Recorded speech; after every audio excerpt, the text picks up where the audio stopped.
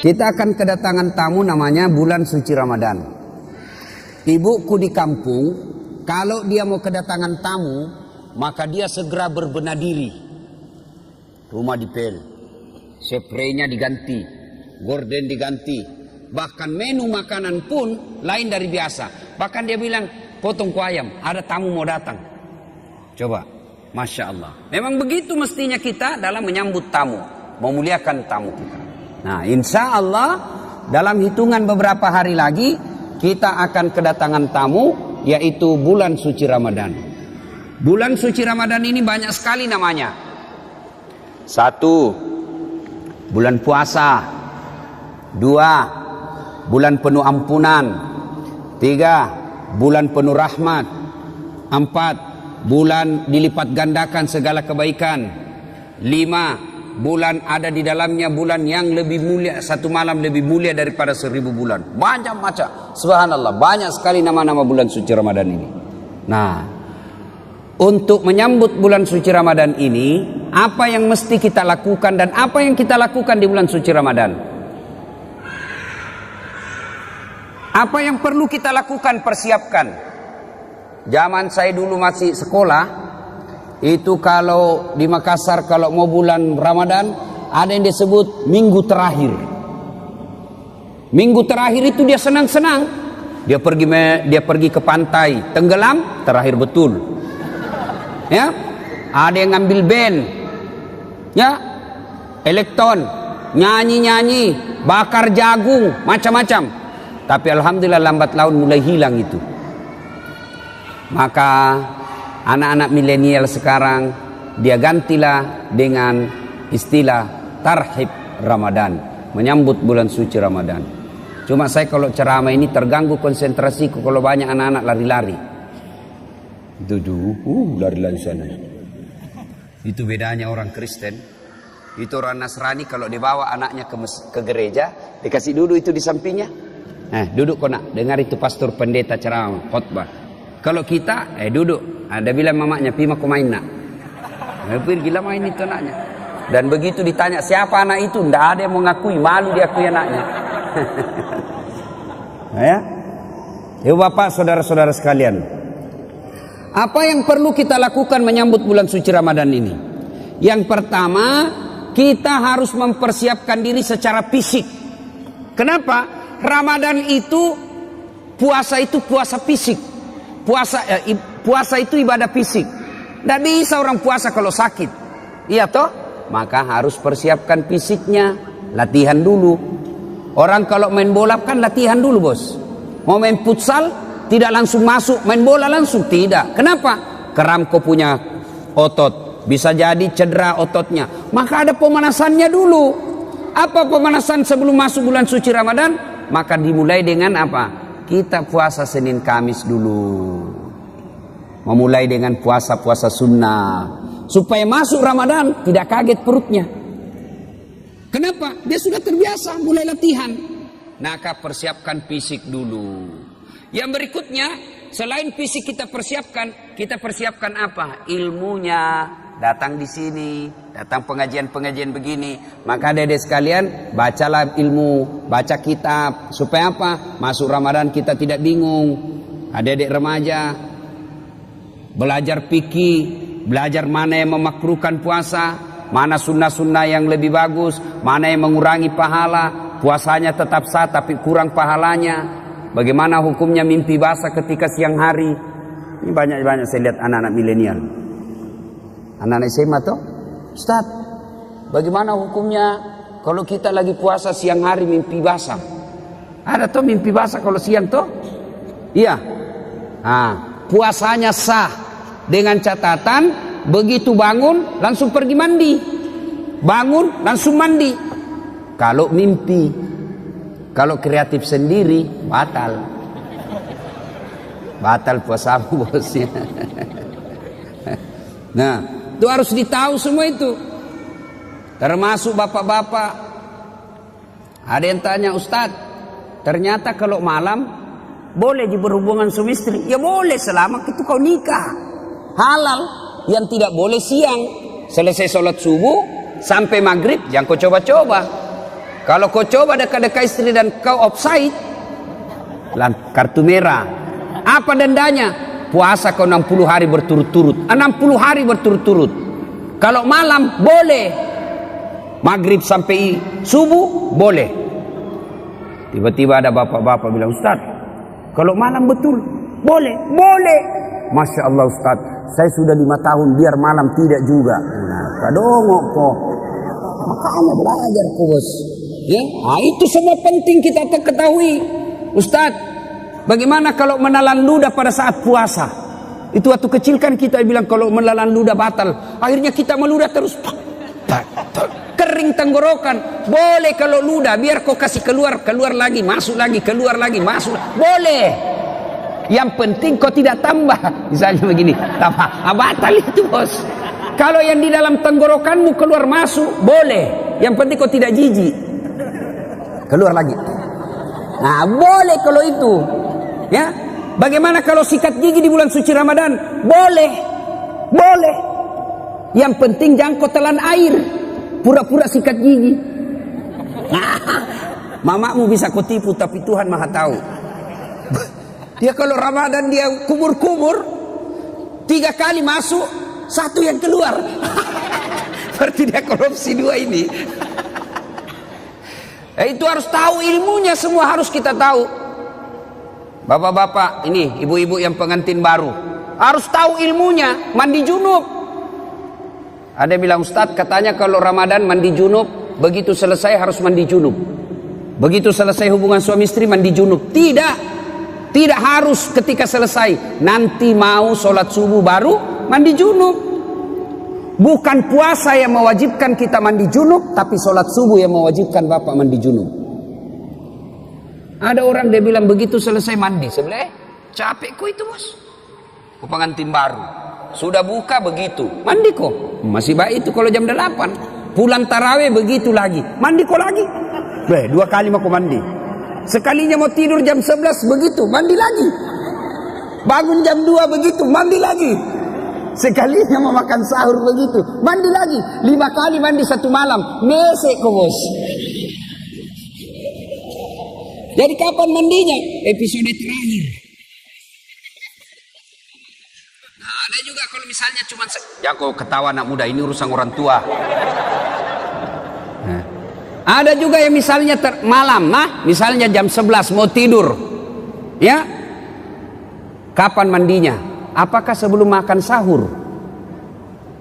Jadi kalau bapak makan sahurnya jam 2, apakah mandinya sebelum jam 2? Tidak. Bukan makan sahur yang mewajibkan bapak mandi junub. Tapi kapan? Sebelum sholat subuh. Jadi saya ulangi, sholat subuh yang mewajibkan ibu bapak wajib mandi junub, bukan karena puasa. Itu harus ditahu semua. Maka sebelum masuk puasa, belajar. Belajar. Ya. Nah, persiapan secara fisik, kemudian persiapan ilmu, mendatangi majelis-majelis, mendatangi kajian-kajian. Tidak ada kajian, maka silakan googling, cari kok di YouTube, ceramah-ceramah, cari. Kalau ada perbedaan pendapat, bandingkan lagi. Menurut Ustadz Abdul Somad ini, menurut Adi Hidayat ini, menurut Khalid Basalama begini. Sudah itu, yang penting kau ikhtiar, sudah berusaha mencari ilmu, kau ragu, ikhtiar, salatlah, minta petunjuk dan hidayah dari Allah. Sudah itu, hakul yakin, jangan lagi ragu. Ini sekarang kan sudah banyak ustadz-ustadz kondang kok. Iya toh? Nah, cuma jamaah sekarang bukannya mengamalkan ceramahnya Pak Ustadz, dia jadi yuri. Dia menjadi tim penilai. Wah, kalau ini ceramah bagus, kalau ini bikin ngantuk, kalau ini jelek, kalau ini. Memangnya kau menjadi festival penceramah? Amalkan ilmunya orang, bukan membanding-bandingkan. Ya? Nah, sebelum masuk Ramadan. Berikutnya lagi, sebelum masuk Ramadan, apa yang perlu kita lakukan? Cari musuhmu. Cari bombe. Apa sih? Yang kau tidak bertutur sapa, musuh, gara-gara pilpres.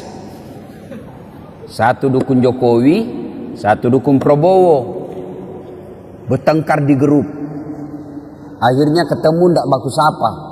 Assalamualaikum, dia tahu kalau saya tunda dulu salamku deh. karena nanti saya baku hadapan, nanti selesai baru assalamualaikum. Padahal duduk samping. Selama masih musuhan, minta maaf. Kalau bapak masih musuhan masuk Ramadan, sah puasanya, tapi sayang amal-amal Ramadannya tidak dicatat. Nanti dicatat di buku amalnya setelah dia baikan sama musuhnya, termasuk yang suami istri. Itu di Sulawesi ada orang bertengkar sama istrinya gara-gara beda capres. Ya, ibu, bapak-bapak yang pernah sakiti istri minta maaf. Minta maaf sebelum masuk Ramadan. Bagaimana cara minta maafnya? Jabat tangannya, senyum, pandang matanya, jangan jabat tangan. Oh, senyum kok bos. Ada orang jabat tangan menakutkan matanya. Oh ya, kok tidak ikhlas itu, senyum. Sudah itu apa? Salawat kepada Nabi. Allahumma shalli ala sayyidina Muhammad wa ala sayyidina Muhammad. Berikutnya sebut judulnya dosa. Bu, maafkan saya bu. Kata istrinya, kenapa pak? Apa judulnya? Nggak enak saya ngomong sama kau ibu. Ah, sebut, kata Ustaz Dasar harus sebut. Nggak enak. Betul kau nggak apa-apa? Nggak apa-apa pak. Apa? Mohon maaf ibu, saya pernah selingkuh. Dia bilang istrinya, nggak apa-apa bang, saya maafkan. Memang begitulah makhluk biasa, namanya manusia. Kadang-kala kita hilap. Saya maafkan bang, karena 2 bulan yang lalu saya juga selingkuh. Ya, nah selain itu Bapak Ibu sekalian, maka selain ya, pertama persiapkan ilmu, persiapkan fisik, bersilaturahim. Itu yang kita lakukan. Nah, masuk Ramadan, maka yang harus banyak kita lakukan, pertama banyak-banyaklah berdoa.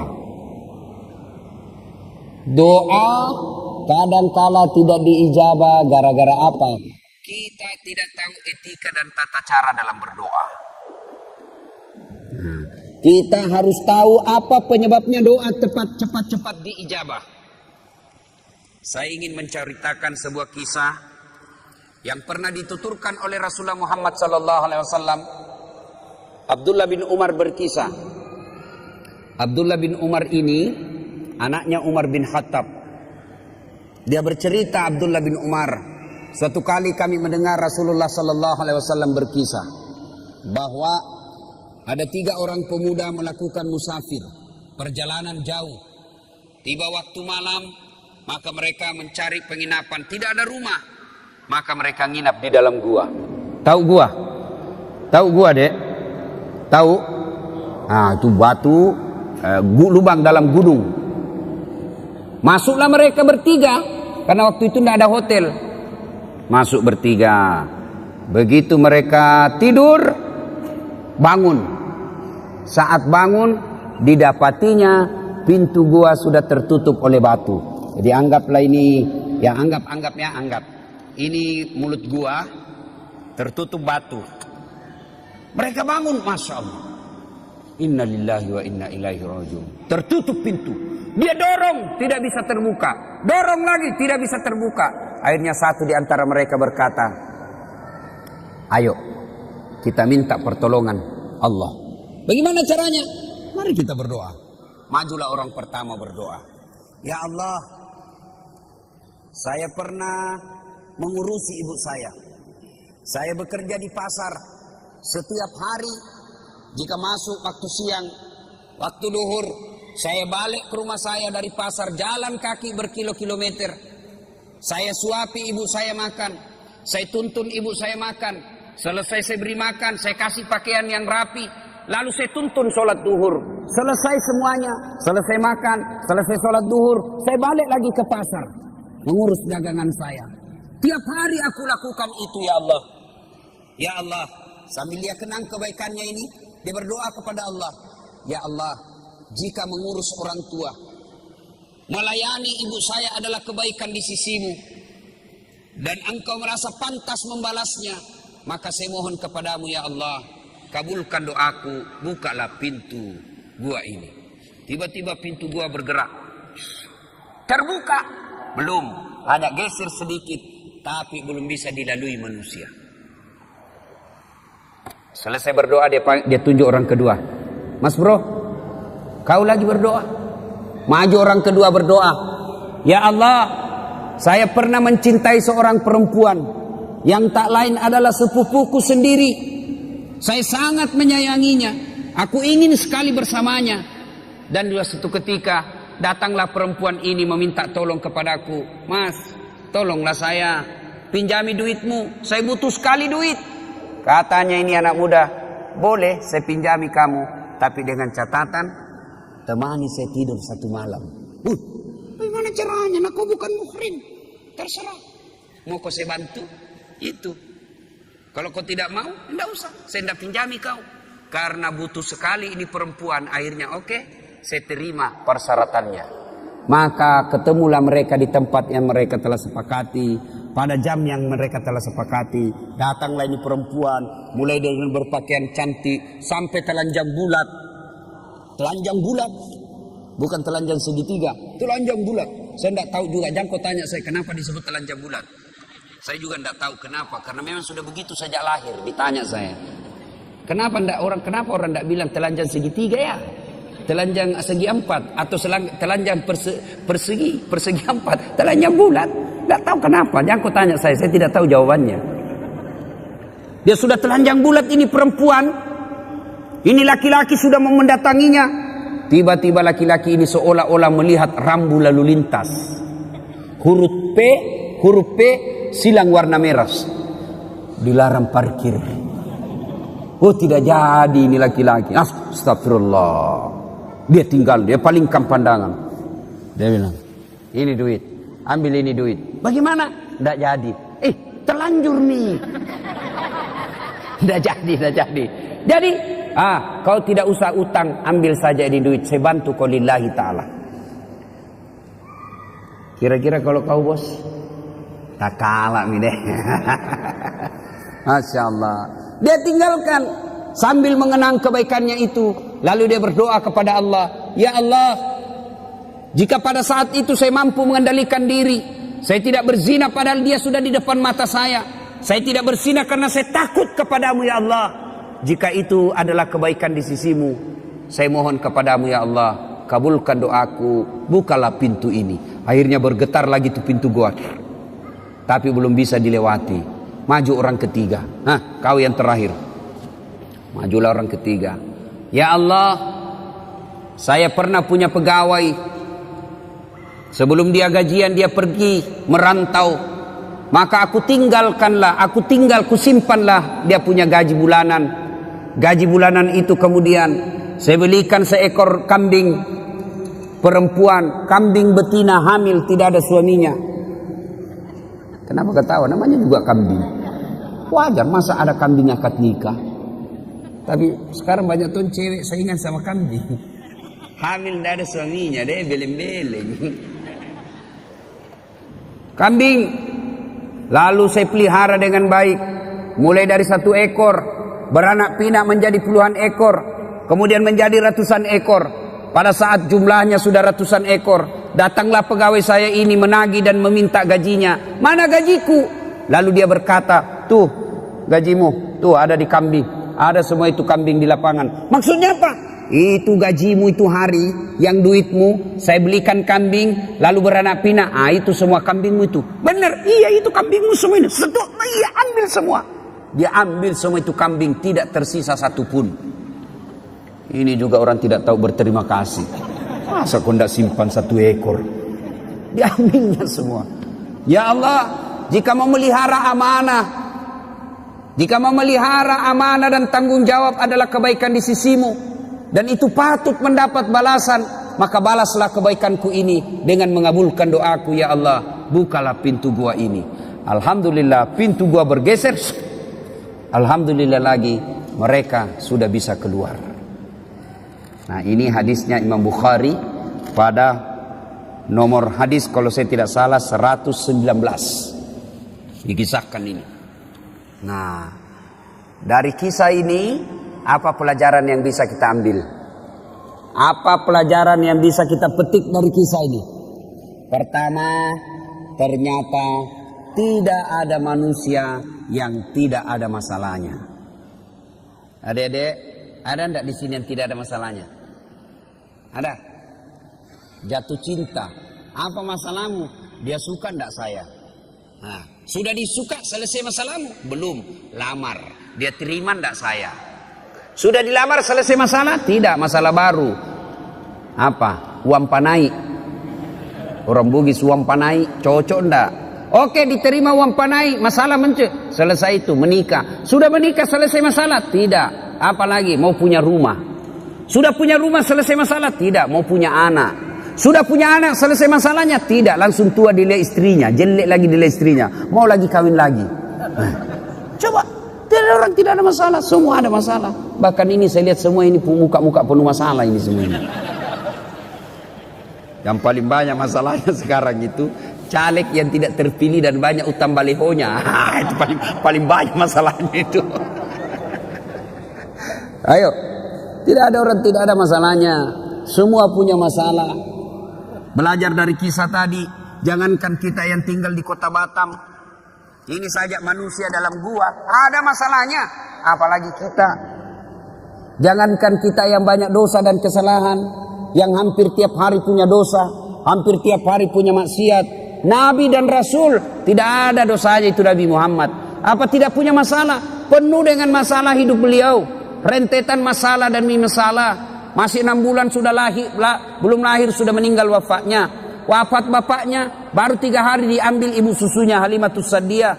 4 tahun bersama ibu susu kembali ke ibunya. Baru 2 tahun bersama ibunya, meninggal pula ibunya ketika usia 6 tahun.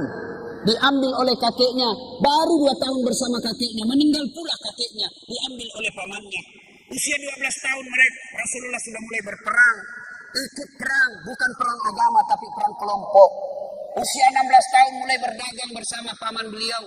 Jalan kaki naik unta ke Syam. Penuh dengan masalah. Di Mekah diusir dari kampungnya. Siapa yang mengusirnya Nabi? Bukan orang lain. Siapa yang mengusirnya? Pamannya sendiri. Nabi saja penuh dengan masalah. Minta pertolongan ke Taif. Apa dibantu di Taif? Tidak, dilempari satu kampung di Taif. Nabi penuh dengan masalah. Apalagi kita. Kalau begitu, bukan masalah kita. Masalah kita adalah bagaimana mengatasi masalah.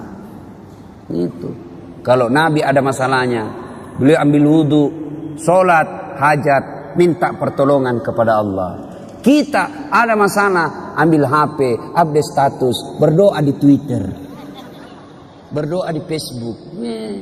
Sedikit-sedikit, ya Allah lindungilah suamiku, ya Allah murahkan rezekiku.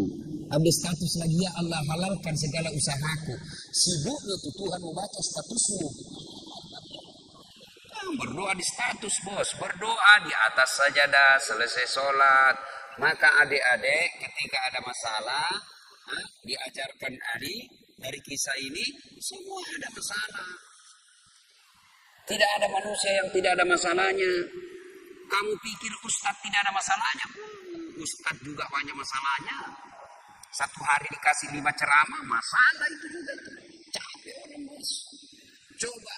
Kadang-kala datang capek kita, selesai ceramah disuruh lagi selfie. Selfie sudah, selfie lagi.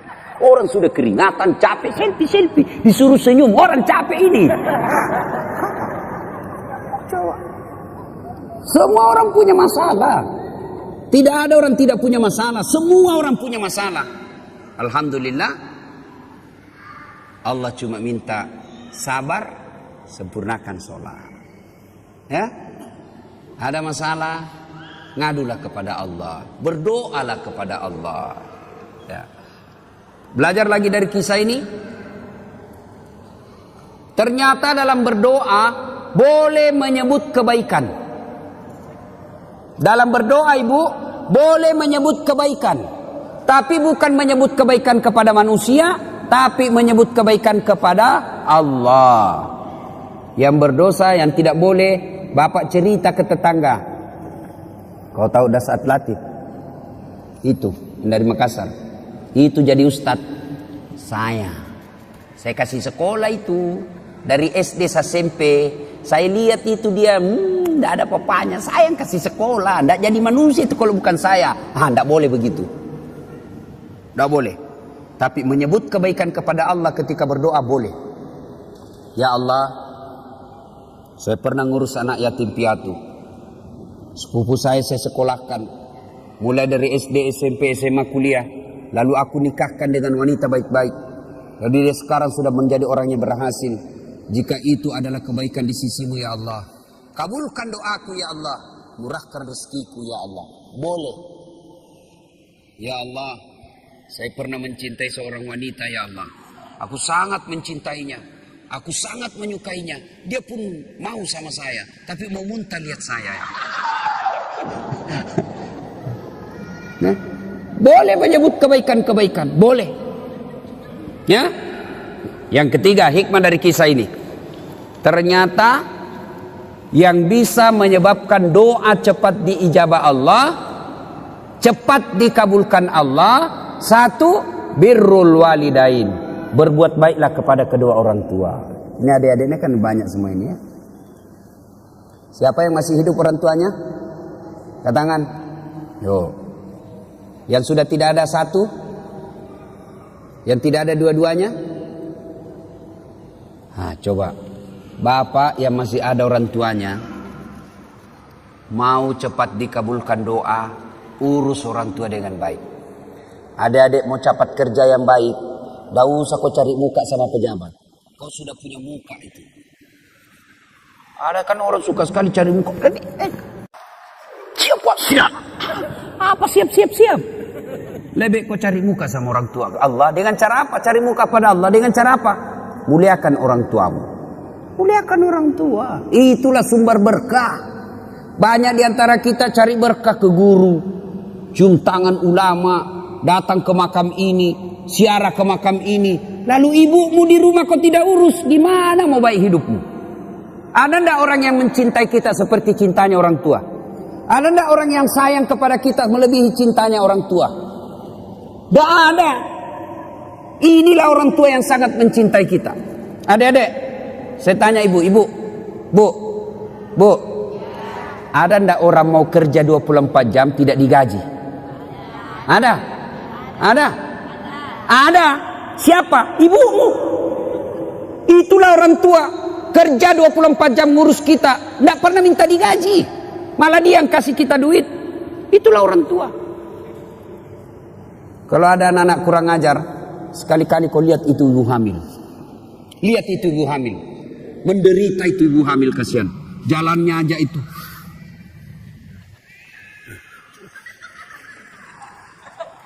Coba tuh. Apalagi kalau dia sudah 7 bulan. Oh kakinya ada di sini. Oh naik lagi di sini. Masuk nih. Coba. Kasihannya itu ibu hamil. Dah. Apalagi kalau dia tidur. Coba lihat ibu hamil kalau tidur. Nggak ada enaknya.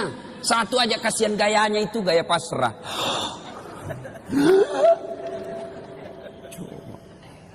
Ya Bu ya. Apalagi kalau melahirkan. Ibu pernah bayangkan, masih ingat waktu melahirkan Bu? Masih? Ada ibu-ibu melahirkan senyum. Mentang-mentang dia artis, keluar kok nak? Wah, tidak.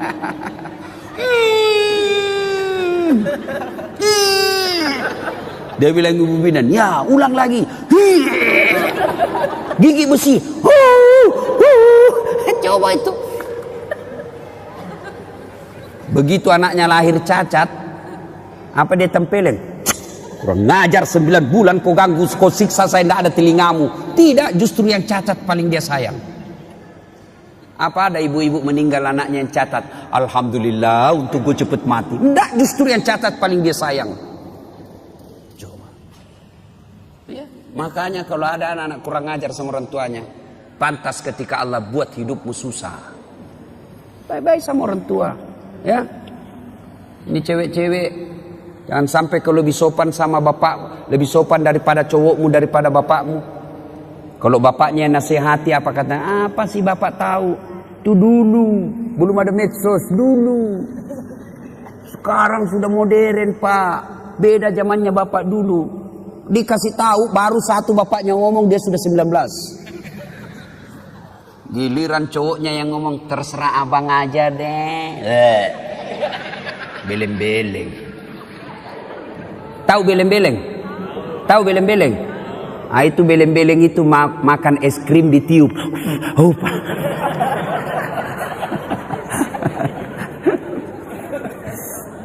iya. Berbuat baiklah sama orang tua. Adik-adik, bagaimana cara berbuat baik sama orang tua? Satu, suara tidak boleh lebih keras dari ibu. Itu jelas, itu protapnya. Dalam Quran sudah jelas sekali protapnya. Imma yablughanna indakal kibra ahaduhuma aw kilahuma fala takul lahuma uf wala tanharhuma wa kullahuma qaulan karima. Itu sudah ada dalam Quran itu. Jangan kau berkata, sakit hatiku Ustaz. Berapa sakit hatimu dibanding sakitnya melahirkan? Ada kan anak-anak kasihan itu, siapa yang besarkan? Neneknya. Sejak lahir ditinggal sama ibunya. Ibunya pergi menikah lagi, bapaknya menikah lagi. Akhirnya ini anak dibesarkan oleh neneknya. Disekolahkan dengan baik. Dapat kerja yang baik, ternyata baru pulang ibunya. Ibunya gagal pernikahan keduanya, bapaknya pun demikian. Lalu datanglah ini orang tua ke anaknya yang tidak pernah diurusnya. Ini anaknya marah. Apa bapak saya, dia terima beres, ibu saya tidak pernah diurus. Biar kau kasih haji ibumu 2 kali. Kau belikan ibumu 1 kilo emas. Kau bikinkan istana belum seimbang dengan darah yang ada menetes dalam dirimu. Itu dari orang tua. Ya, jadi tidak ada jalan itu mau melawan orang tua. Belajar dari kisahnya Ibrahim alaihissalam. Ibrahim alaihissalam dapat, siapa namanya bapaknya Ibrahim? Siapa? Azor. Dia nyembah berhala. Ibrahim mau ribut sama bapaknya, mau lawan bapaknya. Apa kata Ibrahim? Kata Allah, sadar kau Ibrahim, bapakmu itu, tapi dia nyembah berhala ya Allah. Allah berfirman, bagaimanapun dia bapakmu, jangan kau lawan bapakmu. Ya? Jadi agar doa cepat diijabah Allah, birrul walidain, berbuat baiklah kepada kedua orang tua. Adik-adik, saya menganjurkan pulang ini cium tangan orang tua. Kalau saya bukan cuma tangan, kakinya ibu saya cium. Ya, kalau mau berkah hidup bos, sudah muliakan orang tuamu. Allah yang ngurus kamu, bisa beli mobil, bisa punya rumah, mendapat istri yang baik. Caranya apa? Birrul walidain, berbuat baiklah kepada kedua orang tua. Yang kedua, yang menyebab doa cepat diijabah Allah adalah menghindari dosa dan maksiat. Bagi kita laki-laki, dosa yang paling besar itu apa? Dosa perempuan. Tapi ini perempuan, tolong kami kerjasama. Ya, kami ini laki-laki jaga mata, tolong kalian jaga akhlak. Biar kami setengah mati jaga mata, kalau kalian gentayangan susah. Masa kita mau jalan begini terus? Ada paha, ada dada, ya pasti dia dilihat barang bagus bos. Tapi jangan kok aniaya kami. Saya ini paling kasihan saya itu kalau di Makassar. Saya keluar rumah sholat duha dulu, berdoa dulu, zikir dulu. Baru 10 menit keluar dari rumah di jalan, habis saya punya zikir. Sebelah kanan dada, balik ke kiri paha, di depan kita dada, balik ke belakang pantat. Waduh, habis. Dia bilang orang, kenapa kau lihat Ustaz? Pasti dilihat, barang bagus bos. Makanya jangan, kata Nabi, jangan gara-gara perbuatanmu orang berdosa. Ya, kita ini dosa yang paling gampang membuat kita masuk neraka, mata. Itu ini yang paling gampang masuk neraka kita. Tadi lihat, tiba-tiba kita zikir, tiba-tiba lihat cewek, ada cewek cantik, kelihatan pahanya. Kira-kira kalau lagi duduk depan rumah lihat cewek kelihatan pahanya, apa kau baca cowok? Apa? Bukan alhamdulillah bos. Bukan. Apa diucapkan? Subhanallah, maha suci Allah yang telah menciptakan keindahan itu. Bukan itu paha dipuji, tapi Allah dipuji karena dia ciptakan itu paha indah. Maha suci Allah yang telah menciptakan keindahan itu. Itu pahala. Orang Bugis bilang dalemak galendrong. Rezekimu itu bos. Kapan batasnya? Batasnya kedipan. Begitu berkedip, istighfar, palingkan pandangan. Astagfirullah. Jangan juga setelah kau tahan kedipannya. Pas berkedip dia bilang astagfirullah. Tapi matanya tidak dipalingkan. Astagfirullah. Astagfirullah. Bukan begitu. Ya, jelas ya. Menghindari maksiat, menghindari dosa. Dan dosa buat kita ini anak muda, yang paling besar peluang kita berdosa adalah zina. Perempuan. Makanya adik-adik sekalian yang sudah sarjana atau sudah tidak punya cita-cita untuk kuliah, tamat SMA, dan kau sudah mulai pintar berdewasa mencari-cari nafkah, segeralah menikah. Tidak usah khawatir, rezeki Allah yang ngatur. Nah, menghindari maksiat, menghindari dosa. Dan yang ketiga, yang membuat doa kita cepat diijabah Allah adalah memelihara amanah. Amanah tidak mesti jabatan. Ini kita semua ada amanah kita. Tanggung jawab kita ada. Ibu bapak orang tua tanggung jawabnya apa? Ngurus anak. Ketua RT amanahnya apa? Ngurus rukun tetangga. Caleg amanahnya apa? Suara rakyat. Itu semua amanah. Orang yang memelihara amanah maka akan mengabulkan, akan menyebabkan cepat doanya dikabulkan Allah. Saya bukan caleg Ustadz, anggota DPR bukan, ketua RT bukan, ketua organisasi bukan. Apa amanah yang Allah berikan kepada kita? Amanah yang Allah berikan kepada kita adalah anggota tubuh. Ini semua nanti akan ditanya. Mata kita akan ditanya, tangan kita akan ditanya, kaki kita akan ditanya. Dalam Al-Quran kan Allah jelaskan, Bismillahirrahmanirrahim, Al-yawma nahtimu ala afwahihim wa tukallimuna aydihim wa tashhadu arjuluhum bima kanu yaksibun. Tangan kita akan bicara, mulut kita akan bicara, kulit kita akan bicara atas segala nikmat. Nikmat itu amanah yang Allah berikan kepada kita. Mata ini amanah yang Allah berikan, maka jangan dipergunakan kecuali yang bermanfaat. Cara membersihkan anggota tubuh dari dosa. Anggota tubuh ini dibersihkan dari dosa dan kesalahan. Bagaimana caranya? Salah satu caranya ketika wudu. Berapa kali minimal kita wudu? Berapa kali minimal wudu, ibu? Berapa? Minimal 5 kali. Sholat 5 waktu. Maka Nabi mengajarkan setiap wudu kau doa. Mulai dibasuh tangan, jari-jari mulai. Itu sudah diajarkan doa. Ya Allah, ampuni dosa yang telah dilakukan tangan saya. Tangan kanan jari-jarinya masuk, jari-jari kiri masuk. Yang panjang kukunya hati-hati, bisa masuk setan di situ. Sambil berdoa, ya Allah, ampuni dosa yang telah dilakukan tangan saya. Apa dosa tangan? Orang Makassar bilang kokbi. Apa kokbi? Colek. Teman SMA dicolek. Coleknya dengan nafsu. Bisa itu dibedakan bos, colek teman dengan colek syahwat. Kalau colek teman sedikit saja dia nih. Kalau colek nafsu pak 5 jari. Nah itu colek nafsu itu. Itu ada yang berdosa begitu, maka kita minta ya Allah ampuni dosa yang telah dilakukan oleh tangan saya. Lalu dibasuh lagi mulut, kita berdoa lagi, ya Allah ampuni dosa yang telah dilakukan mulut saya. Disunnahkan masukkan jari-jari, syukur-syukur kalau bisa sikat gigi. Ya Allah ampuni dosa yang telah dilakukan mulut saya. Apa dosanya mulut? Gosip. Nah ini aslinya ini perempuan. Atau ada laki-laki tukang gosip? Kelainan jenis kelamin kok itu.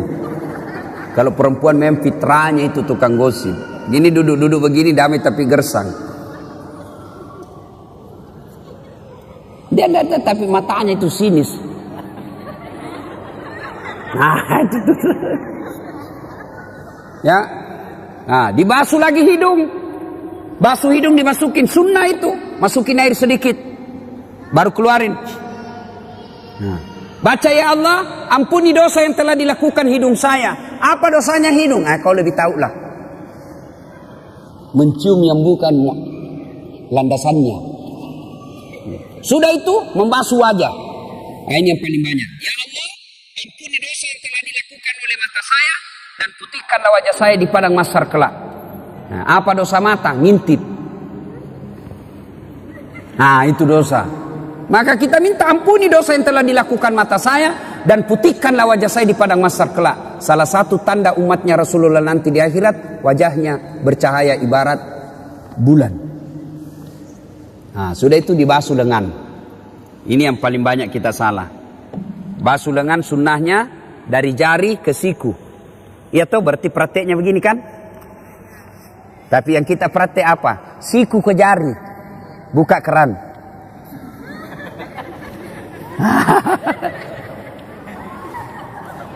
Salahkah? Tidak salah, tapi tidak sunnah. Sambil terima telepon malah itu ini. Beleng-beleng. Ya. Ya. Nah, pada saat itu kita berdoa lagi, ya Allah, ampunilah dosa yang telah dilakukan oleh tangan saya, dan berikanlah kitab kebaikan saya nanti di akhirat menerima tangan kanan. Itu kata Nabi, siapa orang yang diberikan kitab kebaikannya, ijazahnya, laporannya dengan tangan kanan atau dari depan, maka dia masuk surga. Sebaliknya, apabila diberikan kitabnya dari tangan kiri atau dari belakang, maka dia masuk neraka. Maka kita berdoa, ya Allah, berikan catatan kebaikanku nanti di akhirat menerima tangan kanan. Ya, sudah basuh itu. Berikutnya, membasuh rambut. Ketika dibasuh rambut, disunnahkan lagi berdoa, ya Allah, ampunilah, ya Allah, haramkanlah diri saya disentuh api neraka. Dibasuh. Cuma biasa anak muda ini yang sisirnya sudah dikasih pamode apa? Hah? Pamode apa? Pomade. Ah, itulah. Kita dulu waktu kecil, Pak, tidak banyak jenisnya merek rambut. Anu ji, Tanco. Kalau ngambilnya tidak cukup 1 jari, 2 jari ngambilnya. Baru kusuk. Pas kena matahari keluar semua keringat di sini. Tanco. Sudah tanco modern sedikit apa? Minyak kemiri. Sekarang sudah baca, cukurnya saja anak-anak sekarang model macam-macam. Ada sungainya. Ada kayak got di sini. Dia ganti gotnya di sini, ada juga di sini. Masya Allah. Ah, sudah dikasih lah itu pamod. Oh, rambutnya tidak mau goyang. Akhirnya wuduknya dia begini saja. Beleng-beleng. Ya, tidak sah itu wudukmu, pasti. Karena dalam Quran membasuh sebagian rambut. Jadi kalau kau tidak basuh rambutmu tidak sah. Nah, ya Allah, haramkanlah diri saya disentuh api neraka. Sudah itu, basuh telinga, ampunilah dosa yang telah dilakukan telinga saya. Dan basuh kaki, ya Allah, ampuni dosa yang telah dilakukan kaki saya, dan lekatkanlah kaki saya di jembatan Siratal Mustaqim nanti. 5 kali bos kita berdoa sehari semalam. 5 kali. Masa Allah tidak ampuni dosa? Cuma yang jadi masalah, kadangkala kita wudu buru-buru. Selesai. Bahkan sambil menyanyi. Yo ayo, ay. Ya? Nah, saudara-saudara sekalian, inilah 3 yang membuat doa kita cepat diijabah Allah. 1, birrul walidain. 2, hindari maksiat. 3, memelihara amanah. Kalau 3 hal ini dilakukan pada saat bulan suci Ramadan, maka banyak-banyaklah meminta kepada Allah. Dalam bulan suci Ramadan, Allah malu tidak mengabulkan doanya orang-orang yang berdoa. Maka manfaatkanlah bulan suci Ramadan, banyak-banyak berdoa. Saya sudah berdoa, Ustaz. Sudah saya lakukan itu yang 3 sunnah tadi ini. Kenapa doaku tidak dikabulkan Allah? Berarti apa yang kalian minta tidak baik buat kalian. Ya Allah, mudah-mudahan suamiku bisa beli mobil. Malah mobil terjual.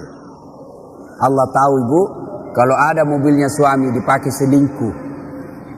Allah tahu.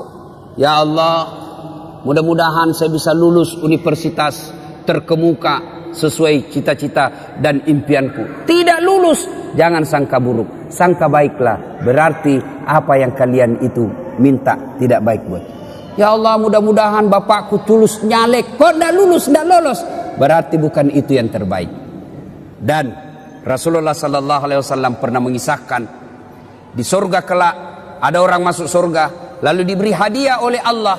Nih hadiahmu, ini banyak sekali hadiah. Lalu orang ini berkata, ya Allah, banyak begitu kau kasih saya, rasanya amal yang saya lakukan di dunia tidak sebanyak ini. Kenapa banyak begini? Ibaratnya amalnya cuma 5, Allah kasih 5.000. Lalu Allah menjawab, ketahuilah itulah doa-doamu yang tidak aku kabulkan ketika kau hidup di dunia, karena saya tahu kau tidak mampu memikul apa yang kau minta itu. Berarti tidak ada doa yang tidak diijabah. Yang ada adalah Allah menunda doanya selama doa itu kita lakukan dengan sebaik-baik. Ibu bapak saudara-saudara sekalian, inilah tausiah kita pada hari ini. Mudah-mudahan ada manfaat dan kebaikan di dalamnya. Selamat memasuki bulan suci Ramadan. Kita berdoa, lagi berapa hari? Kurang lebih 8 hari lagi. 8 hari belum tentu masih hidup bos, 8 hari.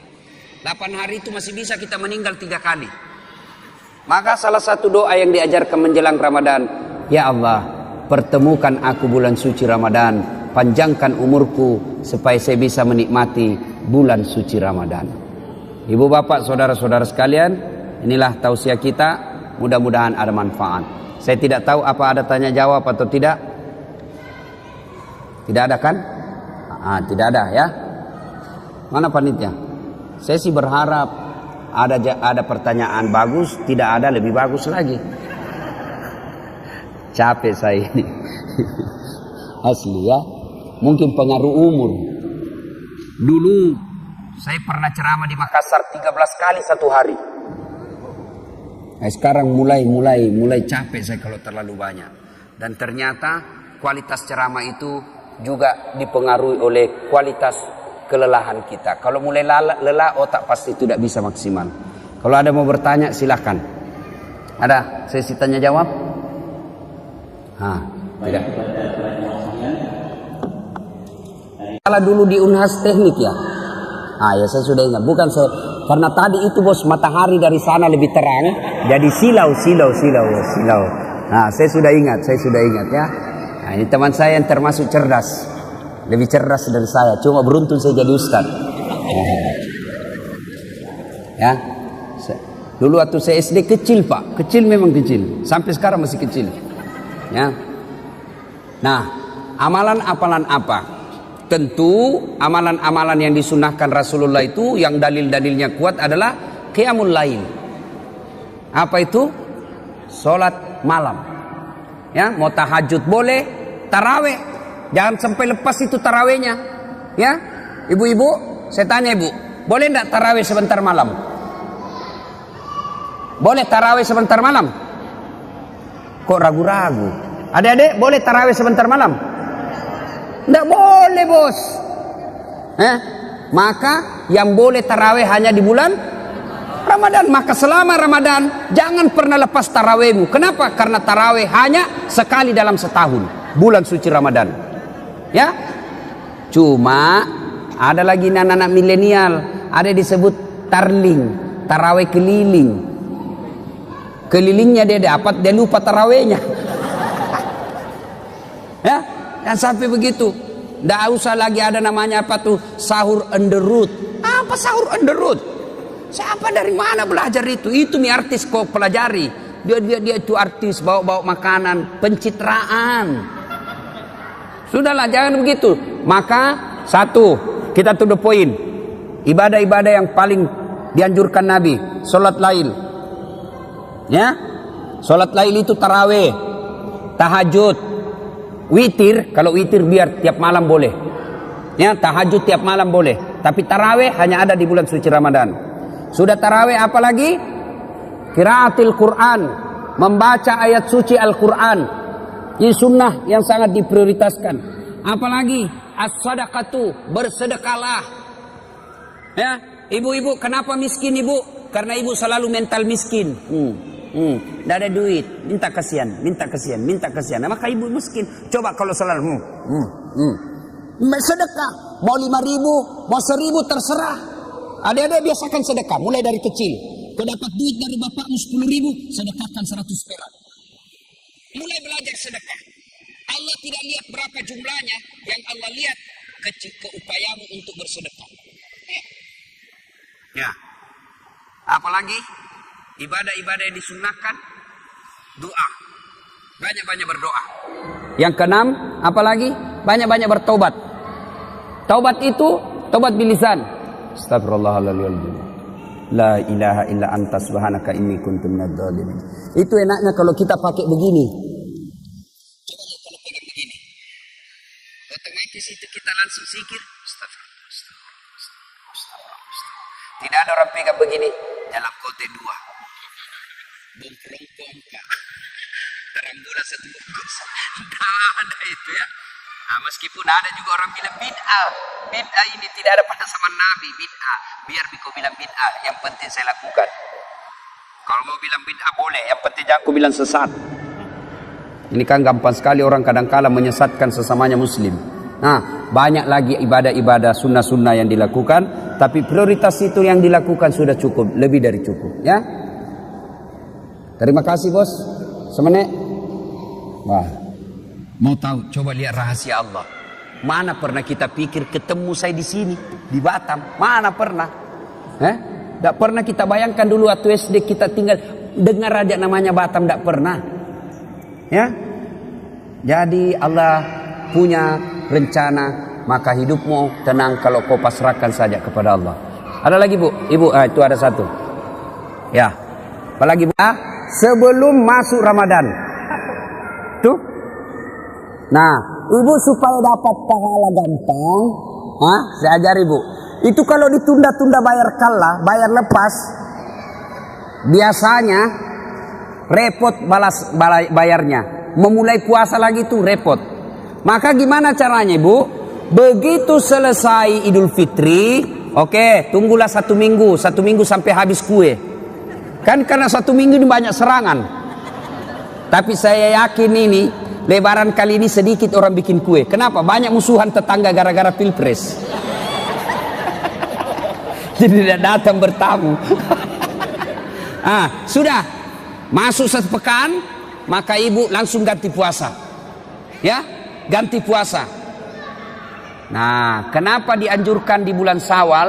Karena ibu dapat pahala ganda. 1, pahala ganti puasa. 2, pahala Syawal. Dengan cara ibu ganti puasa, niatnya ganti puasa di bulan Syawal. Kalau ibu ganti puasa, niat ganti puasa di bulan Syawal, maka ibu dapat pahala ganda. Dapat pahala puasa Syawal dan juga dapat pahala ganda. Itu menurut ulama satu yang lain. Yang lain ada pendapat ulama lagi yang mengatakan tidak boleh digandeng-gandeng begitu.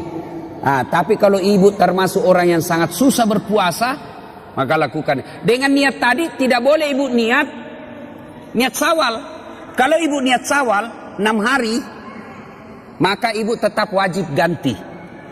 Misalnya ibu punya puasa lepas 5, maka niatkanlah ganti puasa 5. Sudah itu tambah 1, dapat pahala ganti juga dapat pahala Syawal. Batasnya adalah sebelum masuk Ramadan. Hari ini pun masih bisa, besok pun bisa. Lewat Ustadz, ternyata lewat, tidak bayar, maka ibu bayar denda. Dendanya apa? Puasanya jadi 10, misalnya yang lepas 5, puasanya jadi 10, tidak. Puasa bayar tetap 5, tapi ibu harus membayar fidyah. Apa itu? Memberi makan fakir miskin selama 5 hari. Ya, dendanya itu. Bagaimana cara bayarnya? Tergantung berapa banyak ibu makan. Misal, ibu kos-kos, adik-adik remaja, anak kuliah, 1 kali makan Indomie rebus, tambah telur 1, 3.000 selesai. Kali 2, 6.000 1 hari. Kalau makannya harus ada Indominya, ikan bakar, sate, telur, kang goreng, nasu bale, 50.000 kali 2, 100.000 1 hari.